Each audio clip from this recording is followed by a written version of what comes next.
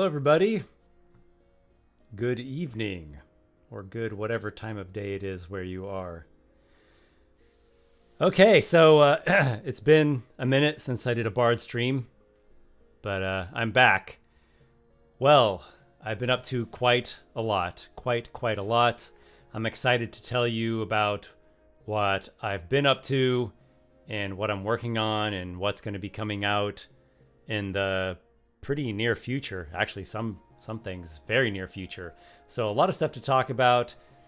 I have a question from a patron that I'm going to be addressing. So a whole bunch of stuff. I've got a new computer. I spent a lot of time today setting up my new version of OBS. So hopefully this is all working. It seems to be. According to everything I'm seeing, I am live and audio is functioning. So glad to have you here. Hello, everybody. I'll do what I can to take some questions. I don't know if I'll have a lot of time to take questions. I am also going to give you all a sneak preview of my new project. It's actually going to be my new Kickstarter, and I've made the video like the promo video for it, the Kickstarter video for it. I might edit it a little bit. I might change it a little bit, but basically it's done. So I'm going to show that off here in just a little bit on the stream. So Orion asks, how you been? Pretty good overall. I had a really big family trip. I mentioned it in my most recent newsletter, like my October newsletter. I called it the Great and Grueling Adventure. So it was a long, more than a month long trip in Brazil. My wife's from Brazil, and I'm actually fairly connected to Brazilian culture myself. So it was full of many challenges, as any adventure is. And I strengthened from that. I gained experience from that. I leveled up, guys. I gained a level. So that's always interesting. Some broadening perspectives, some lessons learned, right? And it was great to spend a lot of family time. Working on Monstrous Heroes for 2 years was, it was consuming. I was consumed by that project for 2 years of my life. And Monstrous Heroes turned out really well. I'm really happy with the book, but it's killer, guys. That's a lot. So I'm going to be trying some different projects in terms of like the Kickstarter projects, and I'm very excited about them, and they're not going to kill me and take me 2 years. The idea is that they're going to be faster projects with fast turnarounds. Okay, so I think first order of business is I am going to do a drawing for the November selected patrons. So if you're not aware, I do 2 drawings or 2 spins of the wheel of names every month, and these are patrons from my Patreon page, patrons who are at the Lore Keeper level or higher, and depending upon what tier you're in, your name gets on this wheel of names 1, 2, 3, or there's even one guy that has it in there 5 times because he's at like this mythic level. So I'm going to spin this, draw a couple of patrons for November, and then I will contact whoever gets drawn and whoever gets selected. I'm not actually drawing anything. Whoever gets selected, and I'll send you an email and I'll send you a message on Patreon, and you can choose what you want. You can submit to me a concept for a monster or an NPC. It'll be featured in the next newsletter with the stat block and the lore and the art illustration. And or if you're not for that, we could do a private Zoom call, just you and I, or you and a couple of your friends if you want. I can give you feedback on something that you're working on, a campaign of yours, or something you're writing, or something you're creating for a campaign. Kind of up for anything, really. It's a way for me to say thank you and give back to patrons. So let's do this. Going to give it a spin here. And we'll see Who is the fortunate soul? Zaful! Congratulations, Zaful. Look out for contact from me coming very, very soon. All right, and the second person. Who is the fortunate soul? The Wheel of Names.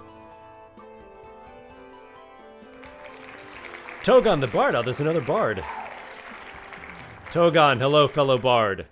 I'll be interested to meet a fellow Bard. Hopefully we can meet. All right, so congratulations to Zaful and Togon the Bard. I'll be in contact with you shortly.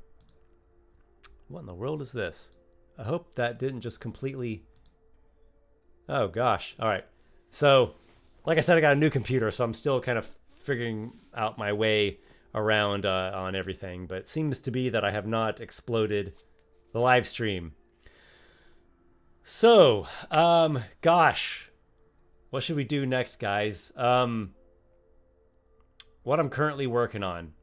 So, I'm working on a few different things. One is I'm continuing to do the monster melee videos. I'll have a new one coming out tomorrow. It's going to be a horror theme. I'm actually converting a couple of horror monsters from 3E into 5E. Monsters that have not made it into 5E. I think they're too shocking. They're too hardcore. They're too grotesque, and 5E just can't handle that. So I'm converting them to 5E. I'm going to have a battle between the Morgue and the Weep. Actually, it's going to be 3 Morgues versus 1 Weep. And I just finished recording that, and I'll have a bunch of editing to do. That should be up tomorrow. I'm going to continue to do some of those narrated mini short stories. I don't plan to do a whole bunch more of those. I don't know. We'll see. But maybe I'll do like 2 or 3 more of those. And I've got this new series. I can't talk about that. This is not the moment to do the big reveal on the new series. But I'm going to have a new series coming out in like a month or 2, I want to say. Something like that in the near future. And I'm really excited about it.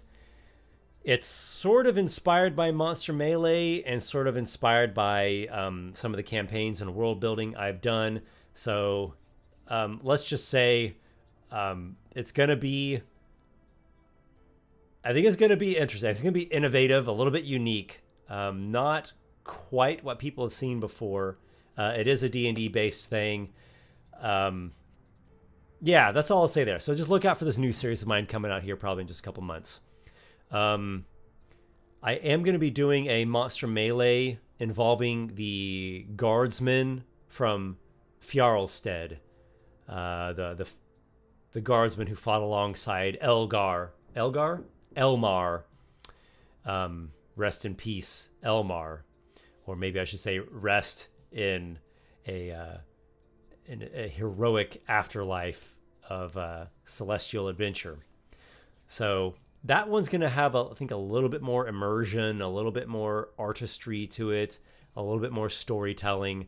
So the Brotherhood of Fjarlstead, that video will also be coming out probably in November. I'm hoping to get that out soon. I've got a good start on it. What else am I working on presently?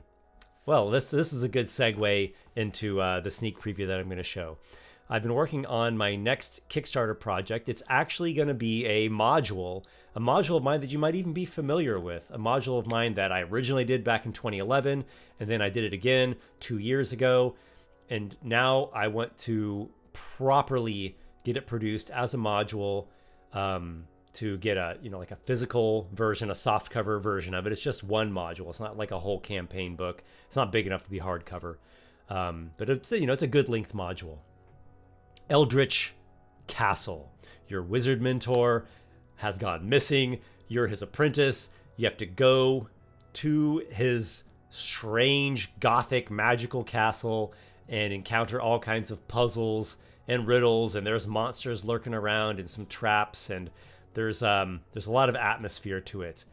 So the idea is to get that properly produced as a module, a print version, and with a highlight or an emphasis being on the animated scenes.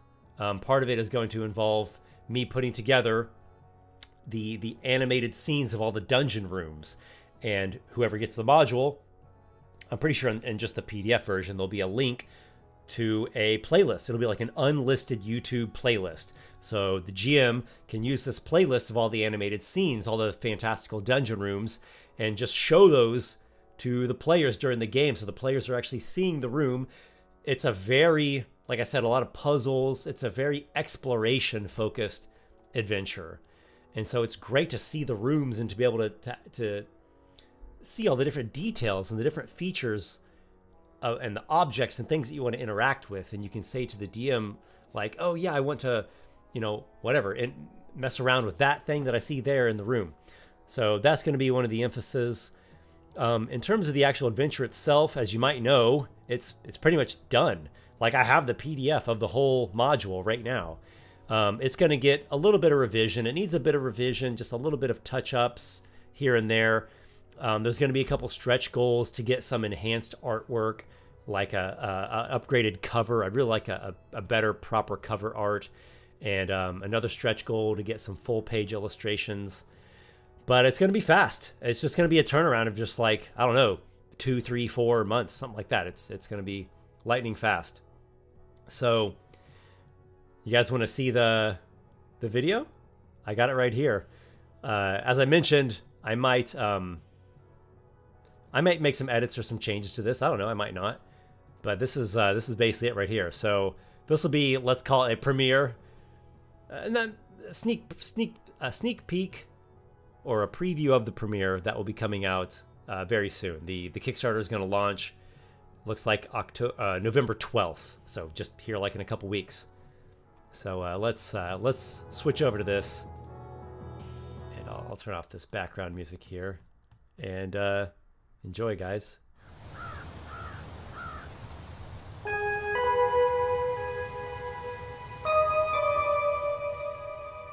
Your wizard mentor has been missing for days, and after receiving a message from his arcane familiar, you make haste to his castle to aid him in whatever dreadful predicament has befallen him. This gothic adventure features puzzles, riddles, and monster encounters. It is a mystery that you unravel to deeper and deeper layers as you explore the magical castle and piece together what has become of High Wizard Zdravno. The Eldritch Castle module includes your choice of the softcover book plus PDF, or PDF only, access to a YouTube playlist that has all the animated scenes. All the peculiar dungeon rooms are brought to life before your very eyes. The Eldritch Castle soundtrack and digital illustrations of all the fantastical castle rooms. Eldritch Castle is recommended for 3rd level characters, though 4th level characters would also find it challenging. 5th level and higher characters could also have a good time with it, though it would be a bit less dangerous. The module can be run for a party of 4 or 5 characters, or for a solo character. Each encounter has 2 versions, party or solo. What sets Eldritch Castle apart is how atmospheric it is. The players get immersed in the castle and its many peculiar rooms. This immersion is aided by the animated scenes, videos that the GM can play during sessions. The idea is that everyone really feels the experience of exploring a wizard's castle, which makes this an unforgettable adventure. Eldritch Castle is richly crafted by Esper the Bard, veteran YouTuber, game master, and writer. There are lots of puzzles and mysteries to solve in this module. The characters ponder and interact with a multitude of different rooms, all while trying to survive the various hazards and monsters that lurk throughout Castle Zdravno. To top it all off, the turnaround time for this project is going to be fast. The module is essentially already done. It will get a round of revisions, a bit of formatting work, then go right to printing.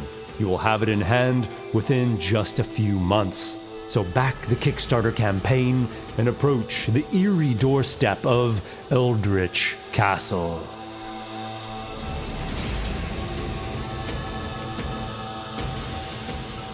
All right. That's it, guys. That's the reveal. So, yeah. Just here in a couple weeks, that's going to launch. So you'll see a lot of announcements and posts from me regarding the Eldritch Castle Kickstarter. I'm building the Kickstarter page, so I can't actually show that or link that yet, but hopefully soon I'll have that in the like the pre-launch phase, so you guys can go and start. What do you click on, like the follow, and there's going to be a couple of other YouTuber friends of mine that are going to do some stuff with Eldritch Castle. That's the plan. I'm talking to them, but it looks like Tabletop Bob is going to run the adventure for one of his groups and live stream it. And then Wally DM is going to do a video that, you know, how he's really into puzzles, right? So he's going to do a video that focuses on one of the puzzles, one of my favorite puzzles from the adventure, the like the dragon statue, blazing fire statue room puzzle. And so I'll be linking those as well, so you guys can see a couple other YouTubers showing it off and playing the adventure and tinkering with one of the puzzles. Gosh, what else can I talk about? I have another module as well that I hope to also run a Kickstarter project for next year, maybe in springtime.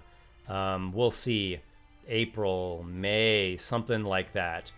I can't really talk about that very much. It's a brand new adventure, never before seen. You guys don't know anything about it. And the idea with that one also is going to be a fast turnaround time. You know, when I launch the Kickstarter campaign, it's already going to be mostly done. And so I'm excited to see how these new faster, smaller scale Kickstarter projects go. I love making modules and adventures and stories, and I love the world building. I love the NPCs. So all that passion of mine, I'm going to be pouring into these projects, and I will be with high hopes that you all will enjoy them, that you guys will like them and want to back the Kickstarters and get the modules for yourself, get the products for yourself, and to read through them and to, you know, enjoy looking at all the artwork and to run them for your own groups at home. So that's really what I hope for. My highest hope there is that you all go along with me on these projects of mine. Mr. Fluga actually just watched Eldritch Castle last month. Awesome. Yeah, it's one of those that you can go back to again and again. I'm actually going to be putting together that like narrated solo adventure playthrough of it into one whole video, like Eldritch Castle the movie, and I'll be uploading that, you know, like while the Kickstarter campaign is live. I'll upload it, so that way someone could just watch the whole thing all the way through, and it will also help to show off and promote the adventure. Alistair Boneman. Hey Esper, have you considered designing a Kickstarter for your homebrew world of Aorus? Yes. Actually, that was my thought before I decided to do these adventure modules. My initial thought was to make a campaign setting book for my next Kickstarter project. I'm not ready to do that yet. I decided to go ahead and put that not on the sort of back burner. It's not developed yet. I want to develop the world more. So I guess there is another announcement I should say. It's on this note. One thing that's helping me develop the world is a community campaign called Myriad Legends. It's already had the soft launch. It's already running, but I need to soon go back to focusing on it some more. And it's an ongoing campaign with lots of GMs and lots of players that we all play. We organize it on Discord, and then every GM, you know, runs it through whatever, Foundry or Roll20 or Table Plop or just Theater of the Mind, through Discord calls, through Zoom calls, whatever platform each individual GM prefers. And so that is a way for me to, develop the realms of the world and the story and the history and the current day story of the world and the NPCs out there and what are the different regions and what's the cosmology. Because Aorus, the idea is that it's getting crafted from the beginning with a writer's touch, with an artist's touch, not with a corporate approach. So it has a very different philosophy and a different cosmology than official D&D. Official D&D, I don't really want to get onto a side trek here, so I'll keep this very short. I've talked about this in some of my videos. Official D&D does not care about good writing, about good world building, about coherence in the lore. It doesn't even care about maintaining consistency over time. Anything can be changed at any moment. The history of the world of any of the settings, Forgotten Realms, Dragonlance, Greyhawk, whatever, they can rewrite any of the history. They can, do a cataclysmic event and suddenly the rules of the world don't matter anymore. They can swap out your character for some other character. They can impart their own corporate agendas or corporate philosophies into it. At any time, they can change any of that. It doesn't matter because all they care about is trying to make the most profit possible, which is what big corporations do.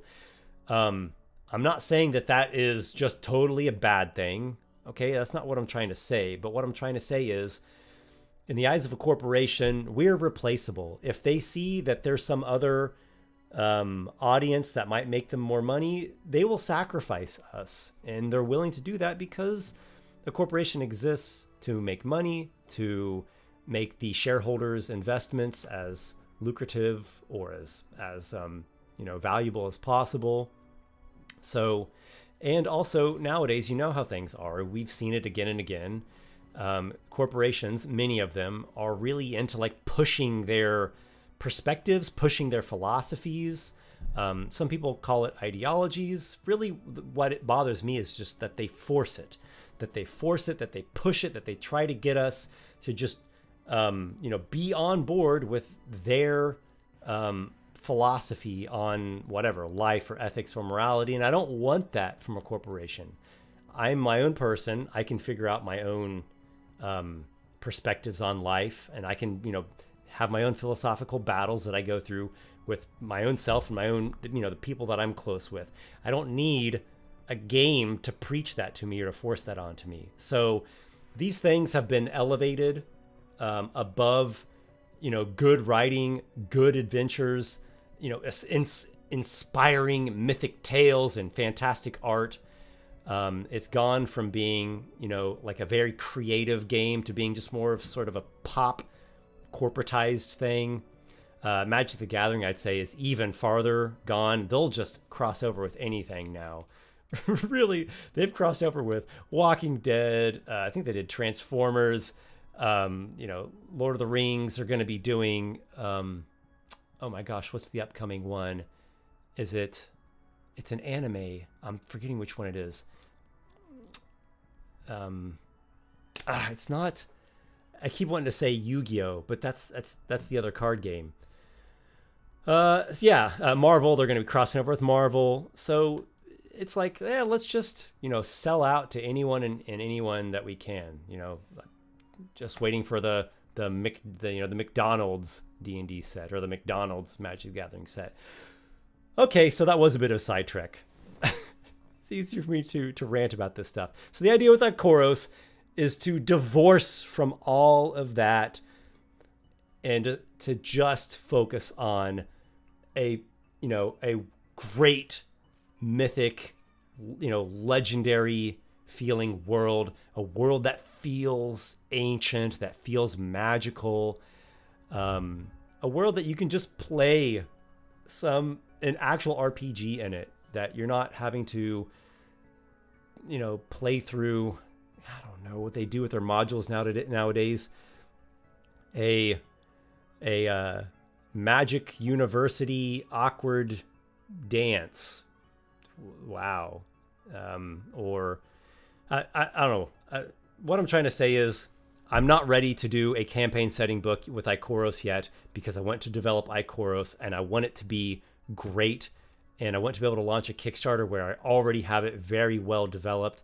And it's not going to be one of these crazy krakens of a project that takes me 2 years. And then there's like delays and it's overcomplicated. I don't want to do that. I've been there, done that twice now. At a certain point, I am going to be opening up Myriad Legends more. And I mean, in theory, it's going to have like a huge player base and lots of GMs. And so I'll be making announcements, and there'll be some sort of platform where people who are interested in being a GM or a player can, I don't know, like sign up or send an email into an inbox and get on board with Myriad Legends and just keep growing it and growing it. Please be patient. I have a lot on my plate, but these are all things that I'm very interested in. Let's see. I have a question from a patron that I should probably get to. Why don't I do that, guys? I'm going to get over to a question submitted from a patron who got selected in last month's selection. And I'll address that question, and then I'll get back and see if I have time for a couple more live chat questions. All right, so this comes from Jared Primont, who's actually a fellow YouTuber. He's one of my patrons, a great supporter, someone who always gives me a lot of great feedback. And he has a YouTube channel called Your Pocket GM. So he got selected last month, and he sent me this.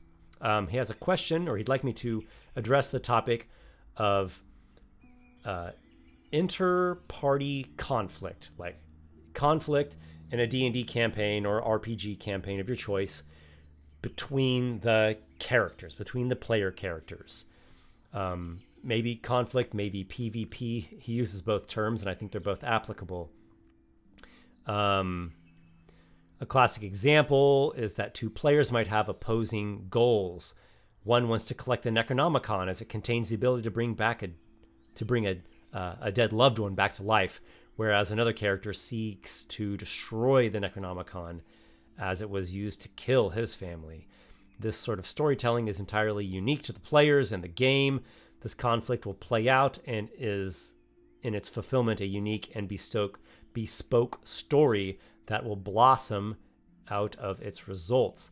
I feel as though a lot of these aspects of D&D, I feel as though a lot of aspects of D&D have crushed this style of play from the game. He goes on to list some more points and some more examples. The game is very much designed to just be, characters fight the monsters. I've seen that myself too in 5th edition, where the way that the monsters are designed, or they're really designed to fight player characters, a party of player characters. They're not really designed, as how that monster would be in the fantasy world with all of its different abilities, or the way that it might play out. And you get these weird things where when you have the monsters fight each other, these wonky things happen and mechanics don't really work anymore, or the mechanics don't work nearly as well. The system often avoids or discourages player versus player conflict. There's actually no rule set for player versus player, and abilities, monsters, and magic are designed to be entirely GM versus player facing. He also says that there's another aspect with the players themselves. I don't know if this is a modern thing or not, but some players seem to get hyper invested in their characters and maybe even become emotionally dysregulated if something happens to their character, maybe taking it personally. Adventure modules are not written in mind for players to have a contest with one another. It's like you all have to cooperate to be able to survive and face powerful foes. So basically his question to me, what are my experiences, Esper, what's my experiences with this style of play? Are D&D games made better or worse by player versus player? Do I have any experiences to relate to that? So interesting question. The topic is definitely one that I have some thoughts on. So,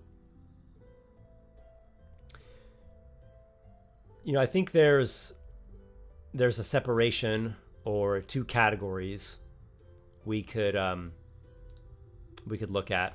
One would be conflict. You could also call it tension. Yeah, conflict between characters. And then the other category would be, to put it in video game terms or MMO terms, PvP, like, you know, where the characters actually fight each other. So they're similar to each other. They're related, obviously, just they're different degrees.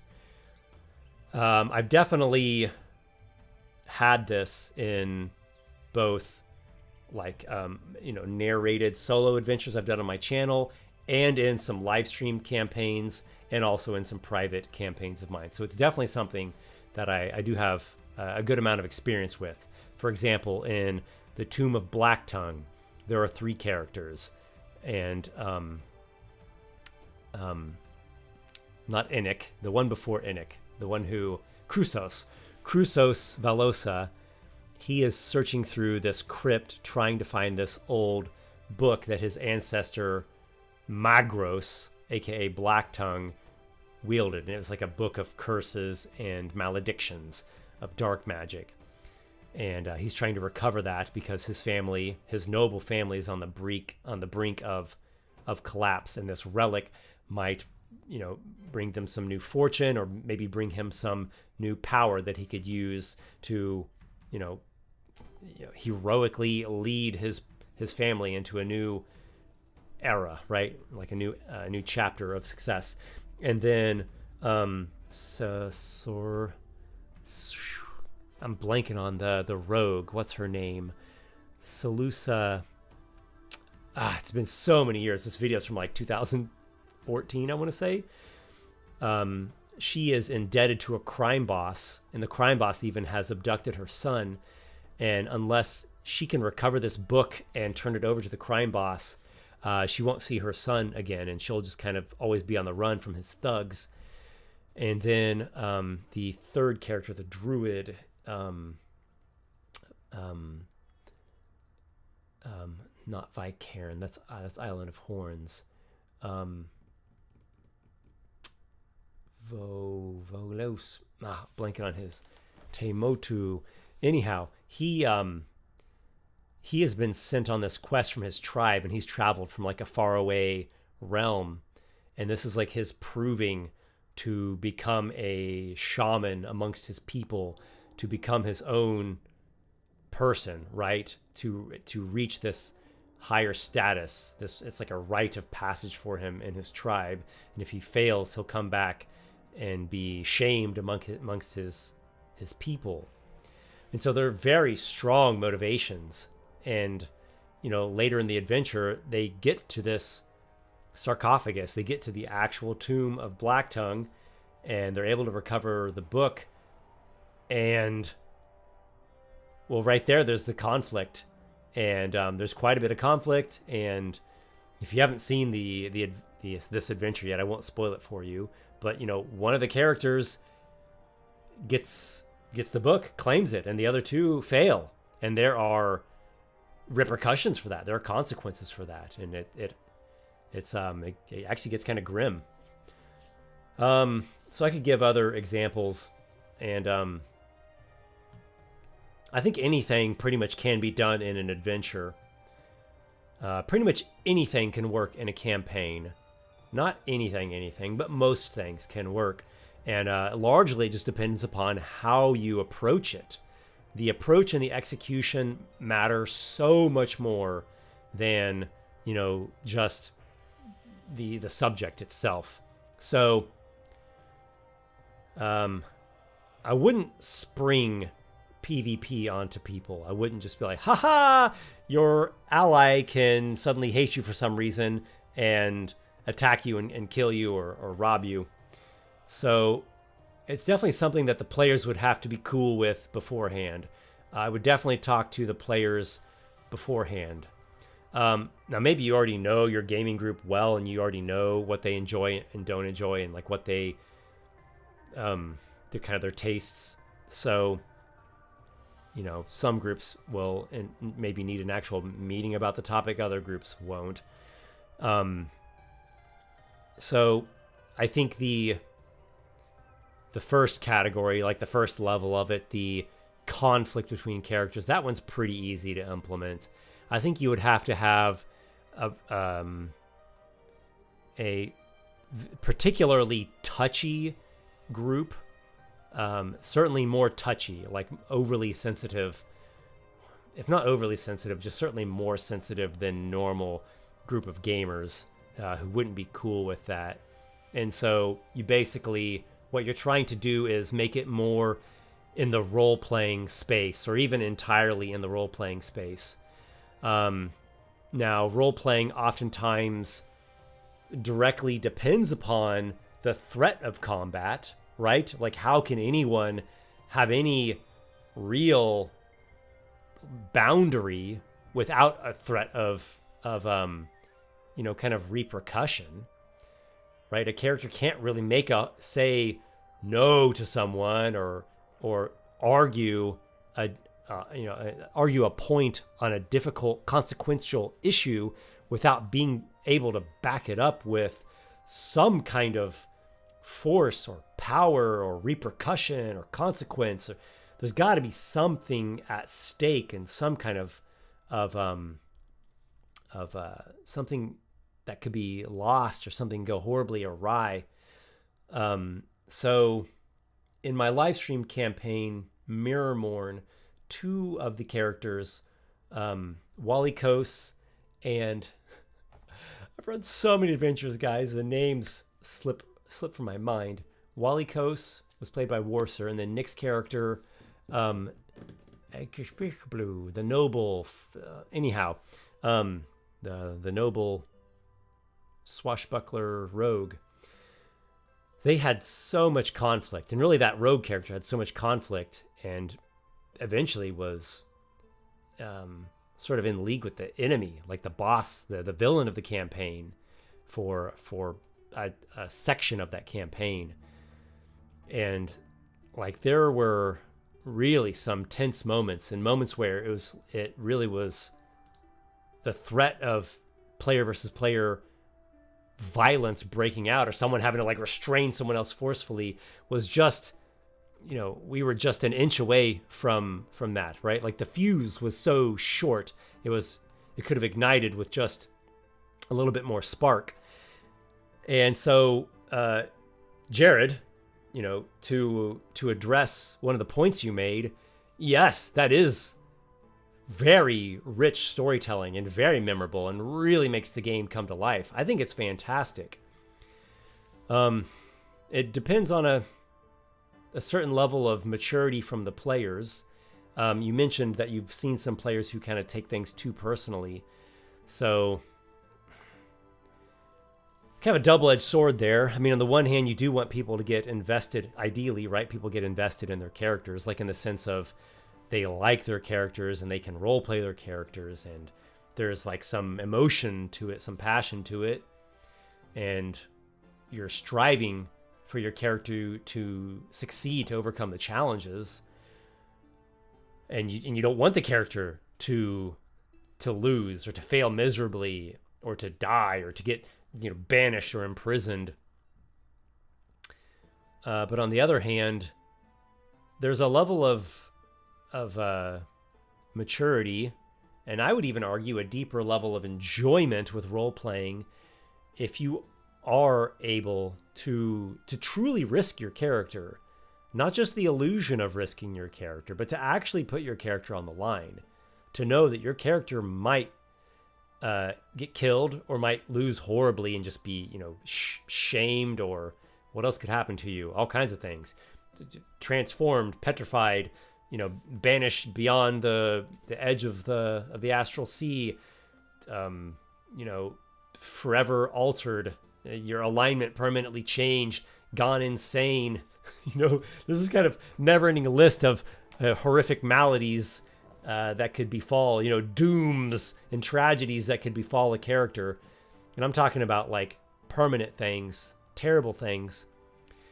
In that same campaign that I just mentioned, Mirrormorn, Vince's character, he got really jacked up for a time from these potions, these elixirs. I guess they were elixirs, but they were quite flawed, that got administered to him.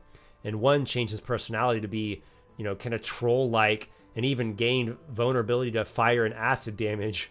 But he gained a sort of slow regeneration from it. And there was another one he had as well.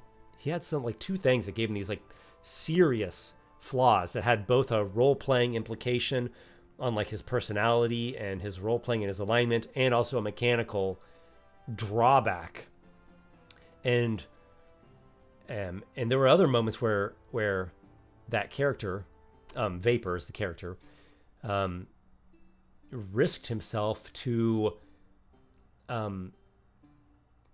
destroy a very powerful magic item, though cursed, or to achieve some sort of magical effect that was beyond his, sphere of capabilities. And I really commend Vince. He was willing to put his character on the line to risk all kinds of terrible consequences, maybe even death, for the sake of really strong role-playing, really strong moments. Moments that were not watered down, that weren't like take the easy way out, that weren't like this, kind of mediocre, okay, just you risked a little bit for a little bit of reward. Like, he really risked it. I think that's fantastic. It's like, that's the heart really pumping the hot blood through the veins of mythic storytelling. The role-playing experience, my friends, is so alive when things are, go all the way. So, or at least risk going all the way. So I think that's fantastic. And you can accomplish quite a bit without the characters just completely, going at it, violently attacking one another. A lot can be accomplished without it completely going all the way to full-on player versus player combat.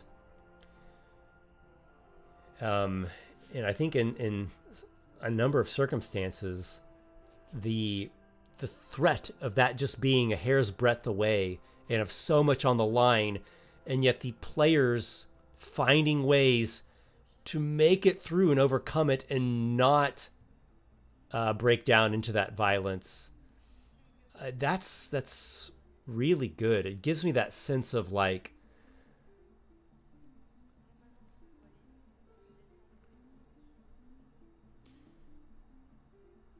character development and being able to confront terrible and disturbing and dangerous things and not shy away from them, but to actually face them down and like courageously and with some, whatever you want to call it, grace or even cunning or intelligence, right? You like make it through and find something greater. Like that character Walikos, he ended up getting like blessed by this goddess, and he got all these like really interesting abilities, and his character had so much development. And at the end of the campaign, he reunited with oh my gosh, I keep blanking on Nick's character's name. This dastardly rogue who got imprisoned. Reuniting with him and like showing him a path to atone for his wrongs and to open a new chapter in his life, a greater chapter. It's this like sense of leveling up more than just on the character sheet and like gaining more hit points and class features, but like leveling up as a person. I think that's one of the great potentials of role-playing games. It's one of the great potentials of storytelling, of fiction in general, of leveling up in the sense of like you grow as a person, you grow with your perspectives and your social skills and your just the substance of your being. It's like your soul is leveling up. So what about going all the way to player versus player combat? So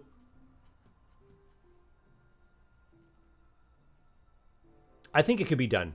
I really do. I really think you could make a campaign where the characters are this like ragtag bunch. They're not friends. They're whatever, some kind of motley crew put together, and they have to, or through the adventure scenario, they're put through this dungeon or these challenges or some whatever crisis scenario together, and one of them might end up backstabbing at a certain moment, or gosh, it's so roguish.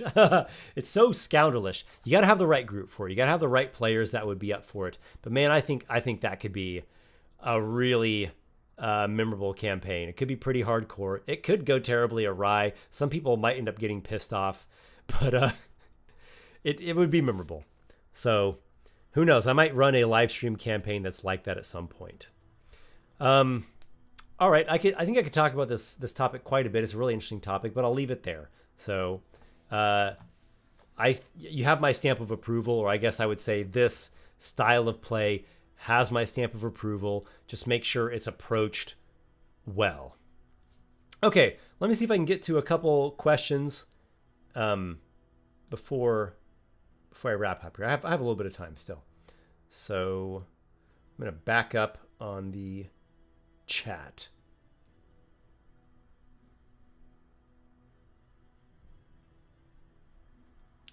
Okay. Orion Heller. Aorus, that's my campaign setting that I've been working on for years. Aorus sounds like a breath of fresh air compared to modern D&D.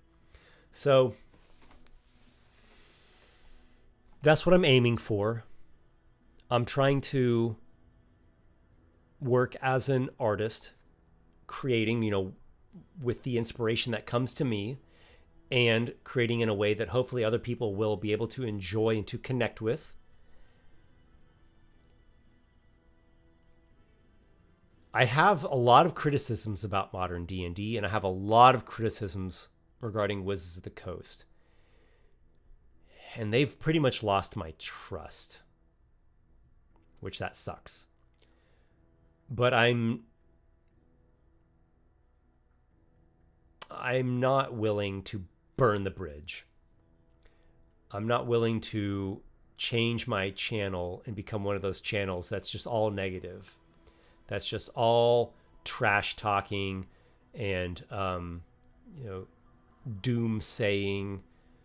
I'm not willing to do that. I'd rather focus on, calling out what I think are missteps and flaws, both in the game and in Wizards of the Coast production of it, to call it out, but to not overstep that and get just, nasty, and to offer solutions. I don't want to just complain and gripe.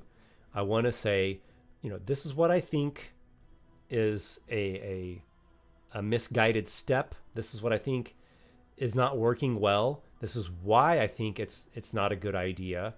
And here's what I think is a better idea. And this is what I'm trying to work on. What do you reckon, guys? Come along with me if you like, help me with whatever feedback you have, or support my Patreon or support my Kickstarters, whatever you want to do. I appreciate it.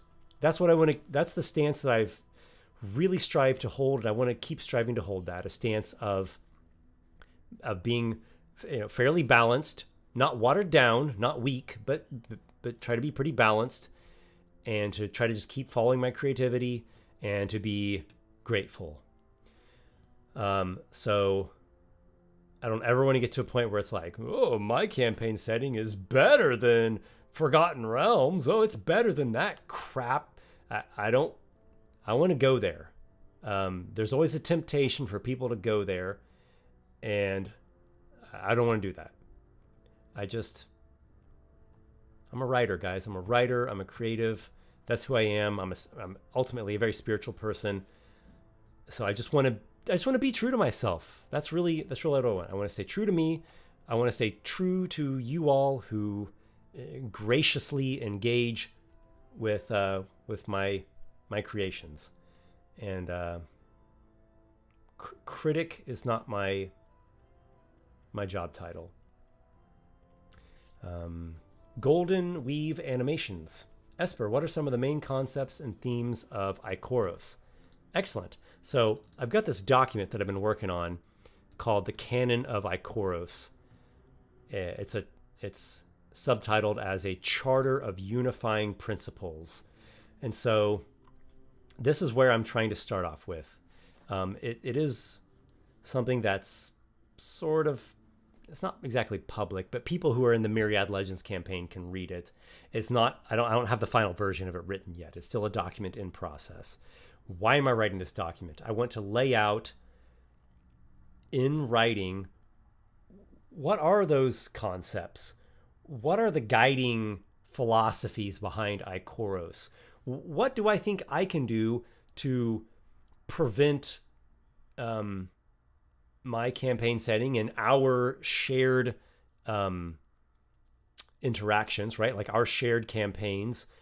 What do I think I can do to try to prevent those same flaws and same problems and same corruptions that I see in not just mainstream D&D, but really a lot of just mainstream games and media in general? Because I can't just say, well, let's try to do something better, and here it is. I mean, I could do that. Anyone could do that, but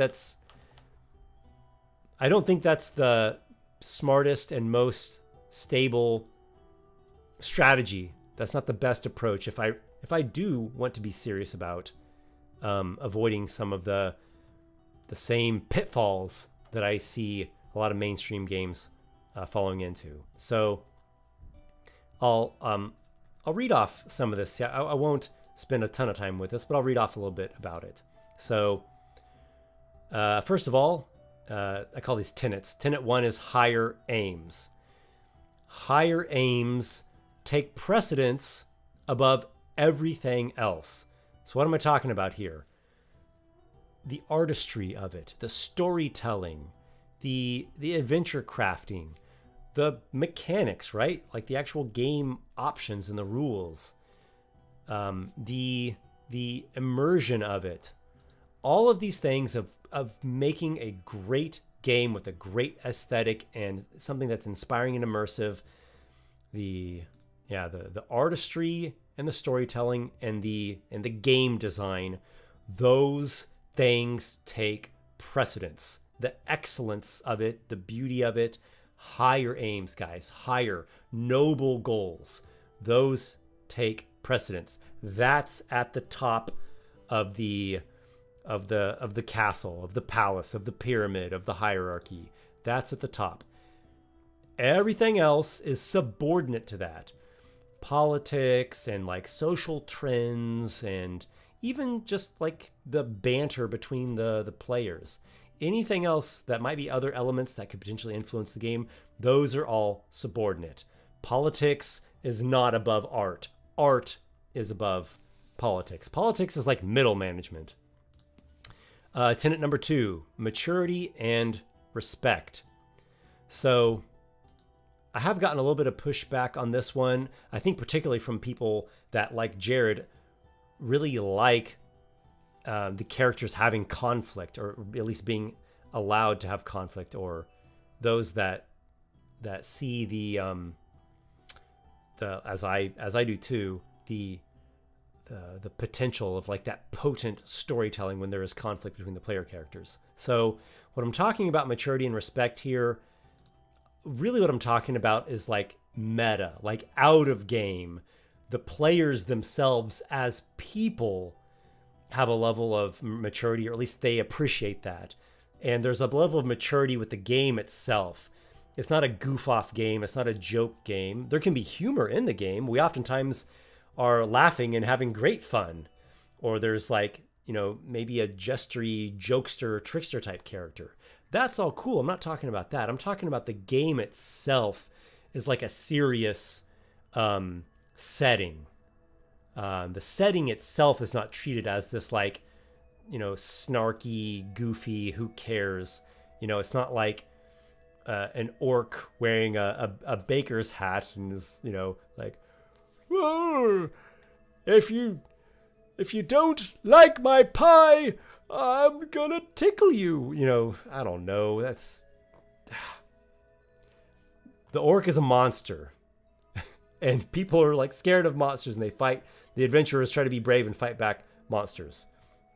Mythic tradition, respect for the mythic tradition, respect for storytelling, respect for the artists, respect for the tradition of this game that this has been handed down to us. This has been through like generations passing this torch. And before that, there was just like a storytelling tradition in humankind, in the human culture. So that's what I'm talking about with respect and maturity. The actual characters themselves, they can be rat bastards. You know, I'm not talking about that. Tenet number 3, coherence of setting style. So Aorus is a fantasy world, but its style should maintain cohesion. It begins by being grounded in real world cultures and history, on drawing inspiration from antiquity and Middle Ages, and then it expands into like mythology and folklore. So again, it respects tradition, it respects reality, and then it respects, the greats of fantasy, Tolkien and any artists or writers who really contributed something to fantasy. So, the style of Aorus is classic fantasy, a bit of dark fantasy, a bit of swords and sorcery. It's a bit mythic. It kind of balances realistic with fantastical. It balances gritty with glorious. It's basically a setting that is ideal for gamers who treat the role-playing experience as something meaningful. I'm looking for it to be that sort of tone, something that's has meaning to it. For someone who likes, a more serious setting. Some people might say old school, and it definitely does have old school influence in there. But I also really believe in innovation. So I like it to be sort of avant-garde and pushing forward as well. And not forsaking the lore or, forsaking the cohesion of the history of the world. Tenet number 4, facing darkness. We heed the call to adventure, willing to face terrors that lurk in places we otherwise would not want to go. We choose courage, and we believe that we can strengthen from these encounters. So,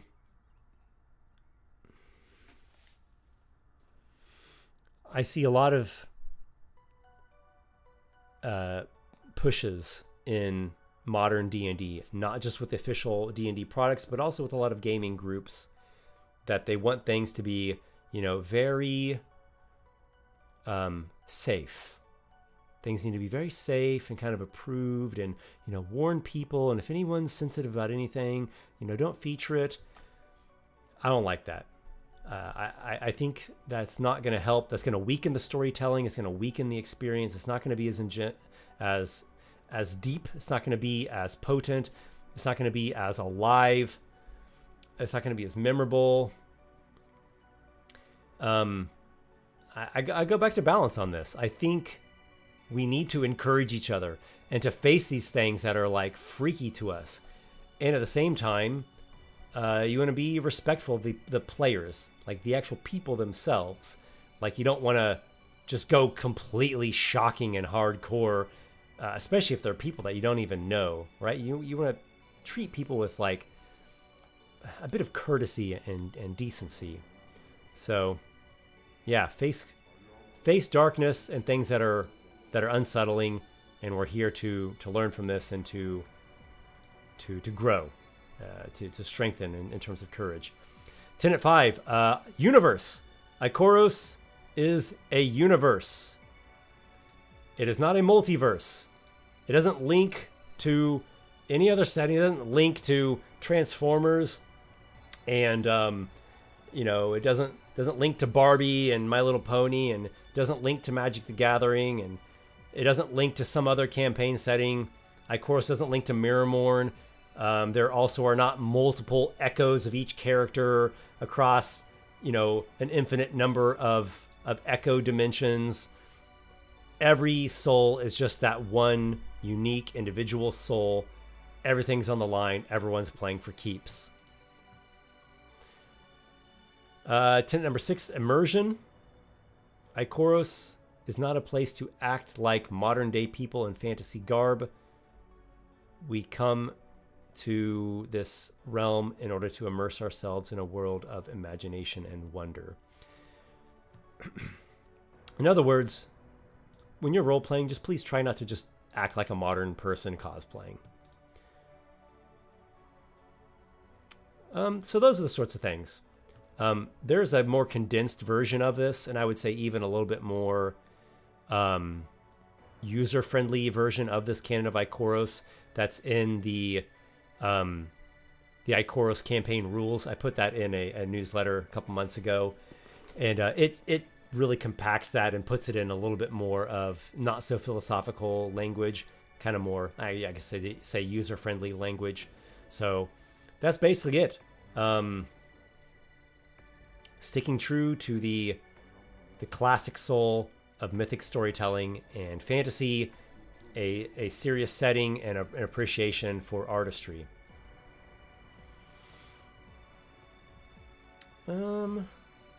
Let's see if there are any other questions. I could probably do one more.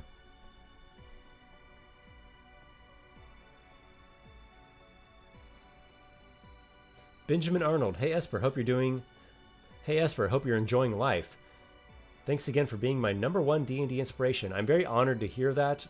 That's my dream, is to be able to create something that inspires people and that they can take that inspiration and go and do something in their own life or create something of their own.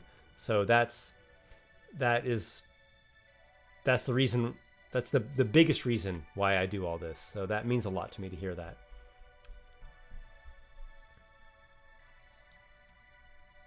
All right, one more question. For the outcast of the 3040K, just coming in, thoughts on your carrying over the character's XP and leveling up as you did before with these city's soldiers.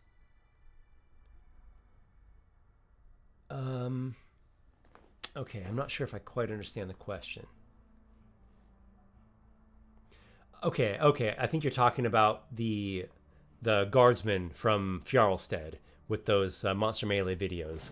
I'm planning on converting them to second level player characters. They've won through the Eden encounter. They've won through the Dire Wolf encounter. They were like 2 generic D8 NPC levels. That's what they have on their stat block. They have those 2 generic, D8 hit dice. So I'm going to convert them over to second level player characters. I'll probably, in the video, do a bit where I'm like rolling their ability scores, and then I'll show at the intro, their stat blocks, right? Like their character sheet essentially. And then we'll get into it. I've got a good start on the Brotherhood of Fjarlstead. So hopefully a little bit of a more, a bit more storytelling and a bit more immersion along with the monster battle. People will enjoy that. Okay, I'll do one more question because I just saw one that caught my eye. Phil S. Hi, Esper. Do you have any plans to live stream some of the Myriad Legends gaming sessions? I do. So most of them are private games, but I do plan on, their posts. That's what the GMs do. The GMs post campaigns, then players join onto those games. So it makes scheduling much easier. I plan on making some posts that say, this will be a live streamed campaign, or a live stream. Yeah, it could be a campaign or it could be one-shot adventures. So, like, one, you have to be okay with appearing on a live stream. Actually, they'll probably be recorded, and then I'll put them together, edit them, and then upload the videos. So you have to be okay with appearing in a YouTube video. You have to want to appear in a YouTube video and be okay with me. If your character gets like eviscerated and brutally killed by a monster, I'm gonna be, exuberantly playing that up. The hook horror, disembowels you and your guts splatter against the wall. You know, I'm not going to be, oh man, I'm so sorry. It has to be, you know, with that kind of sense of drama and spectacle. And of course, a decent camera and microphone. So there'll be kind of some requirements and necessities for players to join on. But I'm sure there will be players that are happy to do that. Okay, so I think I'll leave that there. Thanks, guys, for the questions. Thanks for joining along with the live stream. Hope you got a kick out of the preview of Eldritch Castle. Look out for some more announcements to come on that for that Kickstarter. And by Jove, go and back that Kickstarter once it goes live. This is going to be a great adventure module and a very unique one, considering the animated and immersive scenes, the animated dungeon rooms that'll come along with it. All right, all, have a good night or good day wherever you are in this wide world, and may your adventures be many.